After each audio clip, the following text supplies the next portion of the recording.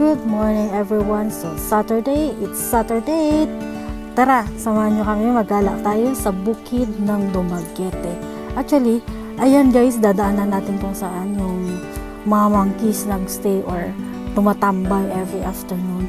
Mamaya, ipapakita namin sa inyo or maybe sa next video.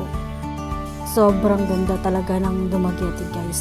Yung dito sa Valencia, napakaganda ng mga bundok nila, maraming puno, na-preserve talaga nila yung mountains nila, may mga animals na pagala-gala ba, na hindi naman ginagalaw ng mga tao.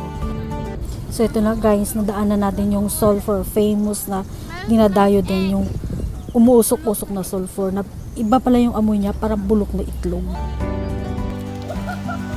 Since napakainit ngayon guys, so magsuswimming tayo dito sa bundok ng Dumaguete. Napakaganda, may malamig, may mainit, at saka napaka-fresh ng paligid.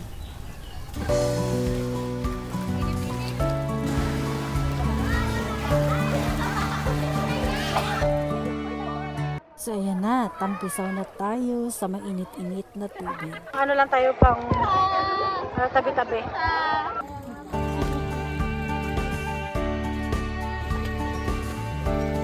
Hindi na sumama si Kuya Jaco kasi binata na daw siya.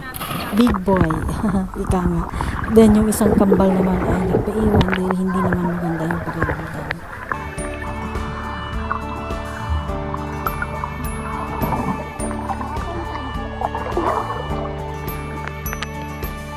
Sabi, enjoy yung mga bata. Siyempre kami din, na-enjoy kasama yung mga friends nila.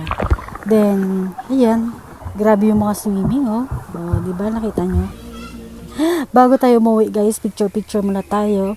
At ayan, nadaanan natin yung project ng kapatid ko na isang barangay hall. Uwi na tayo.